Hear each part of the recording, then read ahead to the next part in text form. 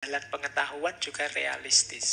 Yo kadang yo pakai taklid, kadang yo pakai persuasi, kadang yo pakai burhan.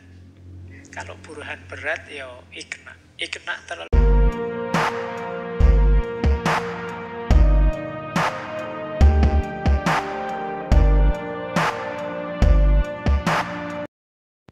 Assalamualaikum warahmatullahi wabarakatuh.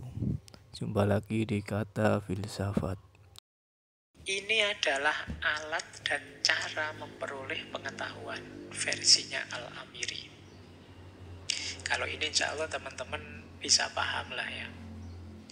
Kita punya 4 alat, kata Al-Amiri. Kalau saya kan biasanya pakai yang 6 itu. Kalau beliau 4. Akal, wahyu, eksperimen, dan kreativitas imajinatif. Kuwah, sina'ah, mutakotimah. Daya kreatif untuk maju. Ini bisa menangkap pengetahuan. Jadi akal, sumber pengetahuan, wahyu sumber pengetahuan, eksperimen percobaan juga sumber pengetahuan, dan kuwah sina'ah mutakotimah, daya kreatif, dorongan untuk menemukan hal-hal baru. Jalannya ada 3. Jadi kalau kita ingin memperoleh pengetahuan, bisa dengan cara taklid, bisa dengan ikna, bisa dengan burhan. Taklid itu meniru, ikna itu persuasi, semacam ceramah kayak gini. Ini mungkin ikna, persuasi.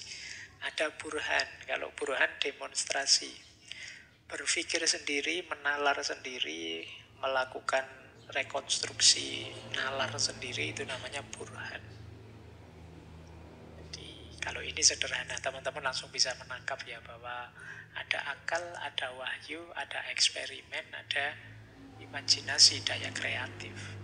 Jalannya bisa imitasi. Imitasi ini paling ringan karena tinggal niru saja. Persuasi lebih berat sedikit karena kita tidak sekedar niru tapi memahami. Sementara yang paling berat burhan. Kalau burhan demonstrasi, ada yang namanya burhan di sini, tukang demonstrasi. Demonstrasi di situ cara berpikir nalar. Jadi demonstrasi akal maksudnya, cara berpikir. Nah, ini alat dan cara. Ini menarik ya. Menariknya di mana akal masuk, wahyu masuk, eksperimen masuk, rasional masuk, religius masuk, empiris masuk, bahkan imajinatif, kuwah sina'ah tadi masuk. Berarti yang ranah-ranah seni juga masuk. 4-4-nya diakui oleh Al-Amiri.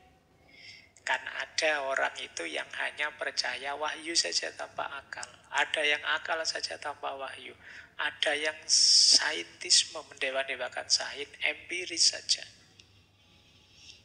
Ada yang anggap seni itu bukan ilmu dan lain sebagainya. Kalau di Al-Amiri diakomodasi semua. Jalan pengetahuan juga realistis. Yo kadang yo pakai taklid, kadang yo pakai persuasi, kadang yo pakai burhan. Kalau burhan berat yo ikna. Ikna terlalu berat yo imitasi, niru saja tidak apa-apa, lumayan. Ini alat dan cara memperoleh pengetahuan. Yo yang muda-muda ini 4-4-nya ini harus hidup.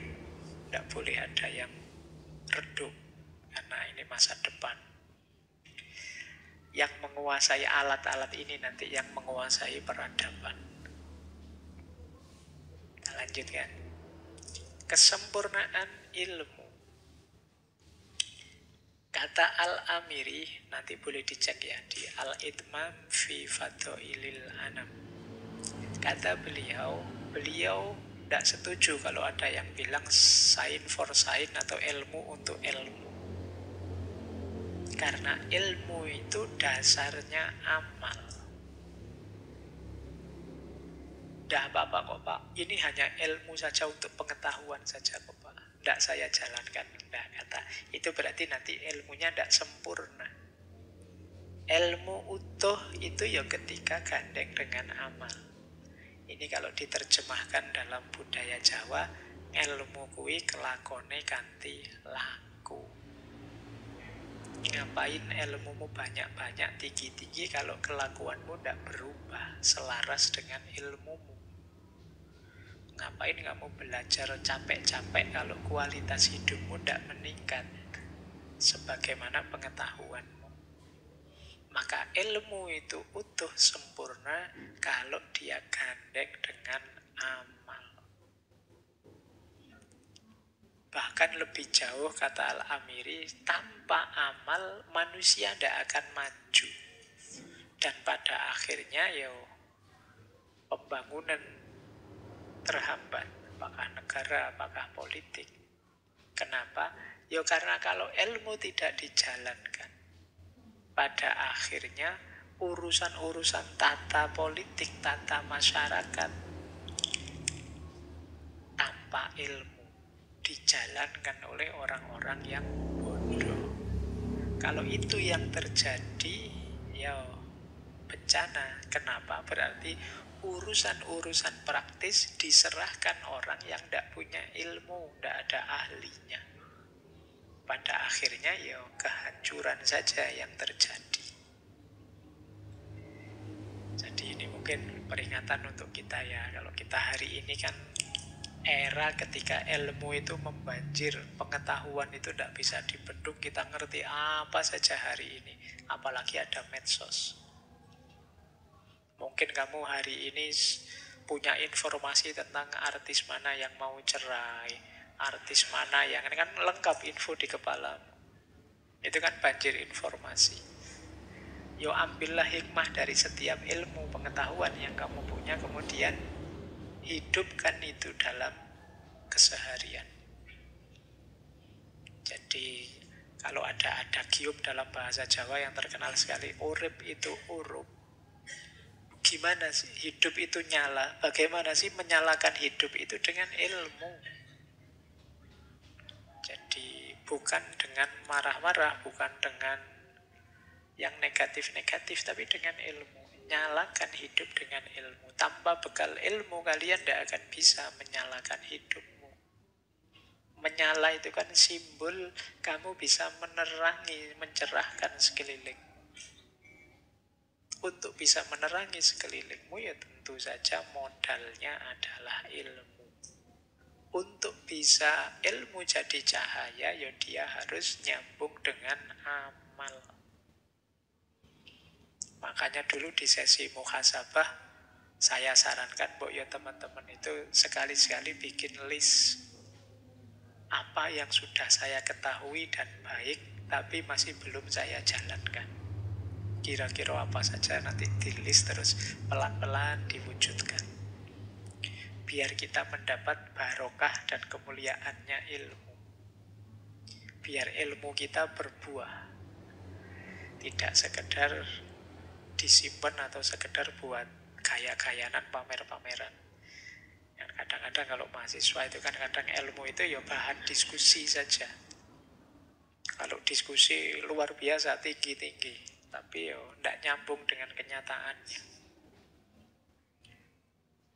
Saya dulu ada mahasiswa yang nulis skripsi temanya tentang keutamaan air.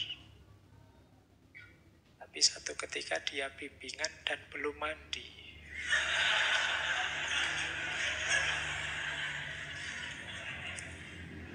Jadi ngadep itu masih riye-riye bangun tidur gitu ya.